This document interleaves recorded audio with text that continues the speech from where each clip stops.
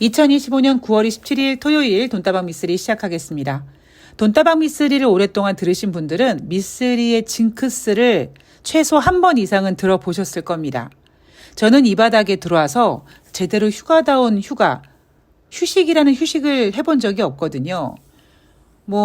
이유를 좀 얘기해 보자면, 이런 거죠. 지금 생각해보면 세상 쓸데없는 짓이었는데, 그 당시에는 제가 주식시장을 만약에 내려놓으면, 그러니까 휴가를 쓰면 주식시장을 누가 지키지? 이런 쓸데없는 걱정으로 휴가를 잘 쓰지 못했습니다.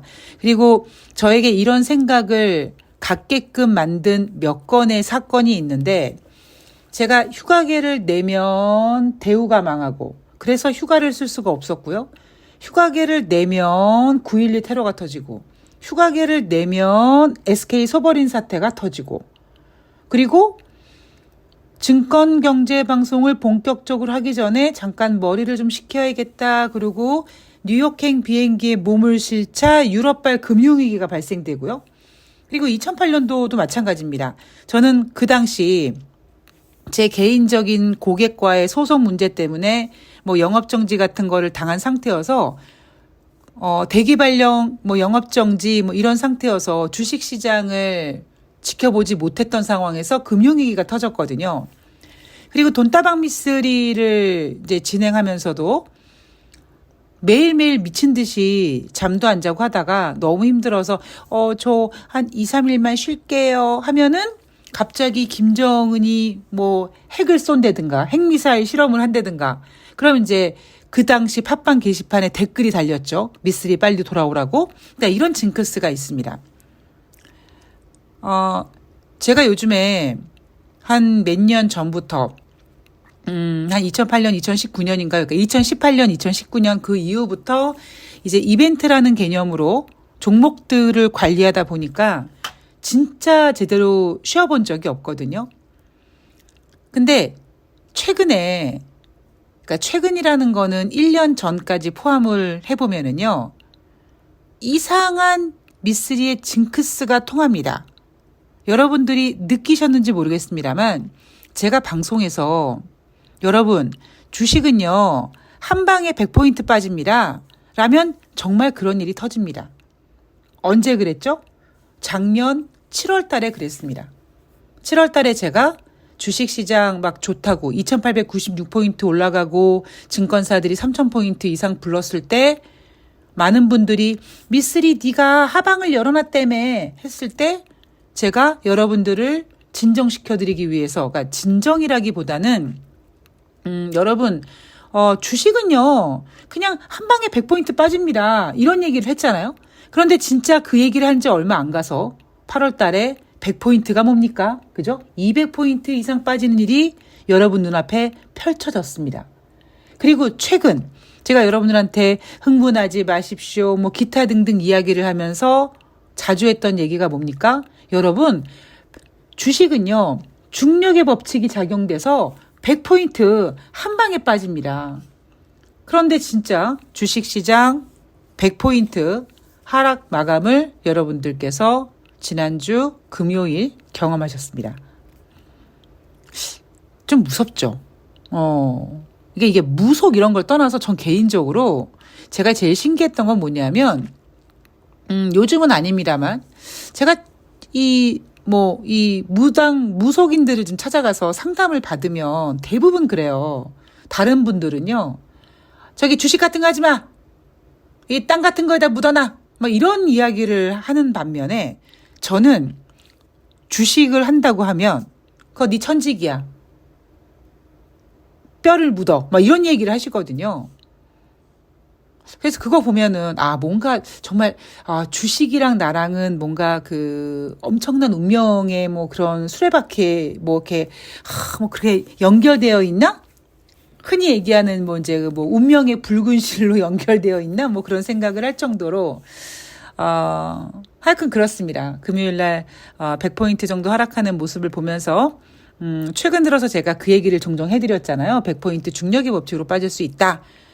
100포인트 올라가는 건 여러분 쉽지가 않아요. 물론 100포인트 떨어지는 것도 쉽진 않습니다만 100포인트 오르는 게 쉽니? 100포인트 떨어지는 게 쉽니? 그러면 중력의 법칙으로 100포인트 떨어지는 게 쉽습니다. 제가 이 얘기를 해드렸죠. 자, 돈다방 미쓰리 9월 25일 목요일 뉴욕 증시와 9월 26일 금요일 뉴욕 증시 마감 현황을 전해드리고 내일은 9월의 마지막 주이자 10월의 첫 번째 주 주식시장에 대한 그림을 한번 그려드리도록 하겠습니다. 제가 여러분들에게 최근 들어서 또 가스라이팅 하는 부분이 있습니다. 이 얘기를 하기 전에 갑자기 드는 생각이 또 문득 여러분들한테 죄송해져요. 왜냐하면 저는 시황을 이렇게 김치전 뒤집듯이 뒤집질 않다 보니까 매일 들으시는 분들은 아유, 쟤 똑같은 얘기 또 하네. 이렇게 생각하실 수 있거든요. 근데 그게 장단점이 전 있다고 생각을 합니다. 물론 새로운 이슈와 새로운 이야기로 매일매일 여러분들을 흥분의 도가니로 빠져들게 하면 그것도 장점이겠지만 한편으로는요. 저는 어려운 책도 100번 읽으면 이해가 된다라는 말을 되게 좋아하거든요. 그래서 주식이 어렵다면 미쓰리가 어찌 보면 매일 반복되는 멘트를 진행했을 때 여러분들이 저게 무슨 소리야 라고 했던 부분이 어느 시간이 지나가면 제 이야기가 그럴듯하게 들린다는 표현이 좀 이상한데요. 좀 이해가 되는, 저는 그게 더 효과적이라고 생각을 합니다. 저는 증권회사를 그만두고 증권방송의 예능인이 되고 싶었던, 그러니까 재미없는 주식시장을 재미있게 하고 싶었던 사람이다 보니까 어려운 단어 같은 거, 어려운 용어 같은 걸 안 쓰려고 하고 어떤 주식시장의 분위기를 남녀 이성 문제라든가 뭐 이런 인간관계 심리학 같은 거를 연결해서 뭐 저렴해 보이도 괜찮습니다만 저렴하면 어떻습니까? 그죠? 이해만 되면 되지.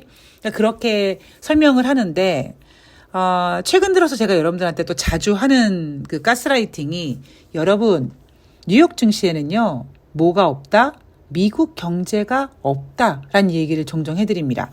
제가 9월 25일 목요일 뉴욕 증시 보면서 확실하게, 이제, 이쯤에서 여러분 제가 그때 뉴욕 증시에는 미국 경제가 없다고 말씀드렸죠? 이제는 무슨 의미인지 아시겠죠? 라고 이야기할 만큼의 내용이 좀 나왔습니다. 자, 어떤 내용인지는 9월 25일 목요일 뉴욕 증시를 보면서 설명해 드릴게요. 자, 다우지수 0.38% 하락, S&P 500이 0.50% 하락, 나스닥이 0.50% 하락했습니다. 자, 뉴욕 증시 3일째 동반 하락입니다. 화요일부터 수요일, 목요일까지 뉴욕 증시 3거래일 연속 하락했고요. 경제 지표를 먼저 볼 텐데, 자, 2분기 미국의 GDP 확정치가 3.8%가 나왔습니다. 자, 1분기 때는 확정치가 마이너스 0.6이었어요. 자, 올해 1분기에 도대체 무슨 일이 있었느냐. 주식은요, 계속 복귀를 해야 된다고 말씀드렸습니다. 저는 복귀를 너무 많이 해서 그게 저의 단점이라고 하는데, 여하튼 주식시장을 읽는 데는 저의 복귀하는 습관이 굉장히 도움이 되는 것 같아요. 자, 1분기에 어떤 일이 있었냐면요. 트럼프는 1월 20일 취임했습니다. 취임하자마자 트럼프는 약속한 대로 관세 전쟁을 시도합니다. 그리고 특히 4월 달에 중국을 대상으로 100% 넘는 관세 정책을 진행하면서 뉴욕 증시가 크게 한번 하락하는 일이 보여졌습니다. 자, 물론 1분기는 1월 달부터 3월 달이죠. 4월 달에는 중국을 대상으로 과감하게 100% 넘는 관세 전쟁을 시작했습니다만 그 전에 취임한 다음부터 계속 트럼프는 관세 정책을 펼치겠다고 막 여기저기 떠벌리고 다니는 바람에 그 심리가 투자 심리를 위축시키게 만들었고 그래서 경제가 안 좋아지겠다.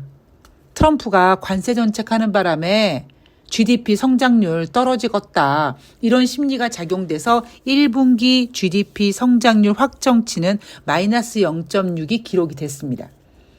그리고 4월 달에 잠시 전에 말씀드렸던 것처럼 중국을 대상으로 과감하게 관세 정책을 진행했고 중국이 어라 그래라 우리도 한다. 그래서 맞불 작전을 쓰는 바람에 뉴욕 증시가 크게 하락했고 그 다음부터 트럼프는 쫌니다.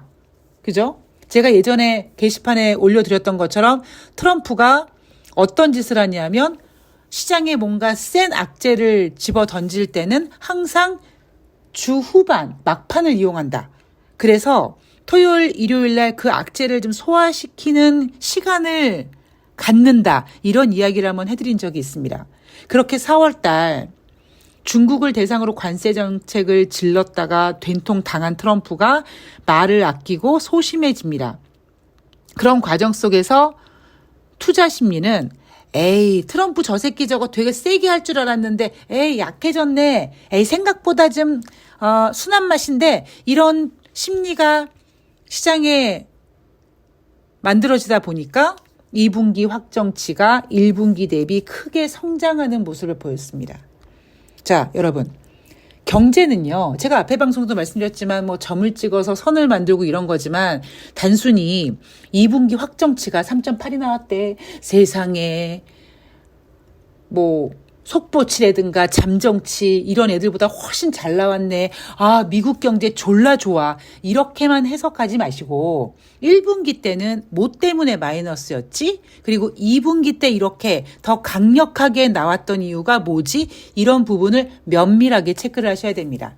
여러분들이 나 면밀하게 체크하지 못할 것 같아. 그럼 돈다방 미스를 열심히 들으시면 됩니다. 제가 그랬잖아요. 주식이라는 것 그리고 저 같은 경우는 뉴욕 증시 시황이라는 것은 제가 치매 걸리기 전까지는 붙잡고 끝까지 갈 저의 반려 투자다, 반려 직업이다 라는 이야기를 해드렸기 때문에 미쓰리나 그렇게 면밀하게 볼 수가 없어. 그러면 돈다방 미쓰리 열심히 들으시면 됩니다. 자, 여하튼 2분기 확정치 3.8, 시장 전망치 3.3보다도 높게 나왔고요. 이 수치는 2023년 3분기에 기록한 4.7% 이후에 가장 높은 성장률입니다. 자, 8월 달 내구재 수주 전월 대비 2.9% 상승했고요. 시장 예상치 0.5% 감소됐다라는 예상을 뛰어넘어 잘 나왔습니다. 자, 8월달 기존주택 판매 전월 대비 0.2% 감소, 전년 동월 대비 1.8% 증가했고요. 목요일이니까 주간 신규 실업수당 청구 건수 전주 대비 13,000건 감소해서 21만 8천 건이 증가됐고요. 시장 예상 23만 5천 건보다 덜 나왔습니다. 자, 2주 전에 주간 신규 실업수당 청구 건수가 26만 건이 넘었습니다. 제가 그때 여러분들께 뭐라고 말씀드렸냐면 주간 신규 실업수당 청구 건수는 기준선이 30만 건인데 그 당시 21만, 22만, 23만인데 갑자기 26만 건으로 튀었다. 어라? 그리고 26만 건으로 튀었을 그 당시는 비농업자 고용자 지수가 안 좋다, 최악이다 이런 이슈가 부각될 때다 보니까 진짜 미국 고용 실업률 막 증가되는 거 아니야? 이렇게 지켜봐야 된다. 그래서 30만 건의 도달이 언제 되느냐, 얼마나 가파르게 증가되느냐, 혹은 26만 건 초과된 것이 일시적으로 튄 거냐 이런 부분도 매주 면밀하게 봐야 된다. 저는 사실 뉴욕 증시를 이렇게 집중적으로 보면서 매일매일 정말 제 모든 일과의 대부분을 뉴욕 증시를 뭐 경제지표 같은 거를 체크하고 제 머릿속에 이제 스토리라인을 그리고 예상하고 또 복귀하고 이런 작업을 계속 이어가는데 실질적으로 노력 대비 저는 돈을 못 법니다. 근데 여러분들께서 그거 왜 해?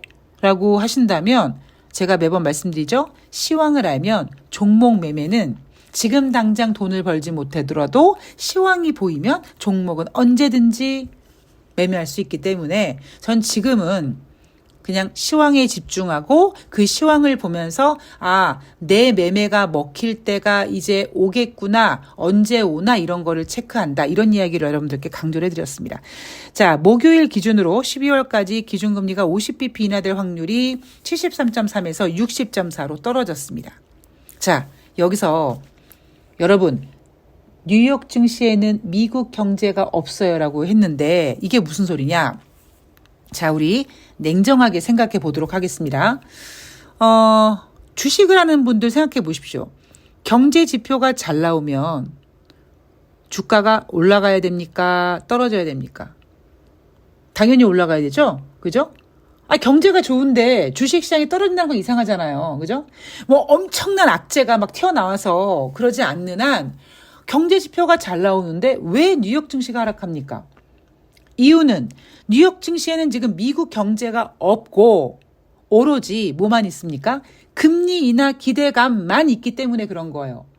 오로지 투자자들은 금리 인하 기대감만 바라보고 있는데 갑자기 이렇게 GDP 확정치라든가 아니면 내구재 수주론 경제 지표들이 깍꿍하고 잘 나와버리면 에라이 씨 금리 인하 나가리네 이렇게 해서 주식시장이 하락하는 겁니다. 그리고 여기 또 하나 뭐가 있다? AI의 거품론이라는 것이 있다. 그런데 9월 25일 뉴욕 증시는요. 이런 멘트들에 대해서 굉장히 조심합니다. 왜냐하면 뉴욕 증시는 화요일부터 수요일까지 뭐 일명 제롬 파월 연준 의장의 주식 고평가 논란이라는 이슈 때문에 하락했다라고 하면서도 한편으로는 AI의 거품론이 등장을 했는데 이 AI의 거품론을 9월 25일 목요일까지 끌고 가면 이거 살짝 심각해지거든요. 그런데 정작 경제 지표가 잘 나왔으면 야 미국 경제 살아있네 살아있어로 주가가 올라가야 되는데 주가가 올라가지 못하고 하락했습니다. 이유가 뭐냐고요? 미국 주식시장엔 지금 경제가 없기 때문에 그래요. 오로지 금리 인하 기대감만 바라보고 있다 보니까 그 금리 인하 기대감이라는 호재가 없어질 것 같아서 뉴욕 증시가 하락하는 겁니다. 무슨 말인지 이해 가시겠죠? 자, 9월 26일 금요일 뉴욕 증시는 상승 마감했습니다. 다우지수가 0.65, S&P 500이 0.59, 나스닥이 0.44% 하락했고요. 자, 나흘 만에 반등했습니다. 소비와 소득이 견고해서 저가 매수세가 유입됐다고 합니다. 소비와 소득이 견고해서 저가 매수세가 유입돼서 금요일 뉴욕 증시가 반등했다면 목요일 뉴욕 증시는 미국의 2분기 경제 성장률 확정치가 3.8이나 나왔으니 미국 경제가 견고해서 뉴욕 증시가 상승해야 되는 게 맞는 거죠. 그죠? 여러분 굉장히 주식은요. 냉정하고 이성적으로 봐야 됩니다. 자, 경제지표 전품목 8월달 개인소비지출 가격지수가 전월 대비 0.3% 상승, 전년 동월 대비 2.7% 상승했습니다. 7월에는 0.3%, 그다음에 전년 동기 대비로는 2.6% 상승했으니까 7월 개인소비 지출 가격지수보다 8월달 개인소비 지출이 높게 나왔습니다. 자, 인플레이션 지표가 일단 올라가고 있는 겁니다. 자, 근원 개인 소비 지출 가격 지수 변동폭이 큰 품목은 제외시킨 거죠. 전월 대비 0.2% 상승, 전년 동월 대비 2.9% 상승해서 7월과 비슷한 수준이라고 합니다. 자, 9월 달 소비자 심리 지수 확정치 8월 달 55.4에서 9월 달 55.1로 역시 하락. 이 소비자 심리 지수 기준이 얼마라고요? 100입니다. 지금 미국의 소비자 심리지수는 반토막인 상태입니다. 자, 금리 결정은요. 12월까지 미국의 기준금리가 50bp 인하될 확률이 전일 73.3에서 금일 67.0으로 금리 인하 기대감이 하락했습니다. 자, 10월 28일부터 29일까지 FOMC가 예정되어 있고요. 10월 18일 이후에는 연준의 블랙아웃 기간에 돌입을 합니다. 자, 뉴욕 증시 살펴봤고요. 제가 뉴욕 증시에는 미국 경제가 없습니다라고 얘기했던 것처럼 그리고 주식시장은 상당히 이성적으로 봐야 된다라는 이야기를 해드렸던 것처럼 대한민국 주식시장에 대한 이야기를 간단하게 정리하고 오늘 방송을 마무리하도록 하겠습니다. 제가 돈다방 미쓰리 방송에서 계속 강력하게 주장하는 게 있습니다. 제발 시사 방송에서 주식시장 좋아지는 거 설레발치지 말아라. 그러면 저는 이재명 대통령의 지지자로서 주가가 반드시 하락할 일이 생길 거고 그럼 이 찍들은 저거 봐라 주가 빠진다 이렇게 또 시비를 걸 거거든요. 그리고 주식시장이라는 게 뭐 이재명 대통령이 5,000포인트를 가게끔 노력하는 거지 마치 공약처럼 지금 포장이 되어 있어요. 저는 새날 방송에서도 사실 주식 얘기하는 걸 상당히 조심스럽게 생각합니다.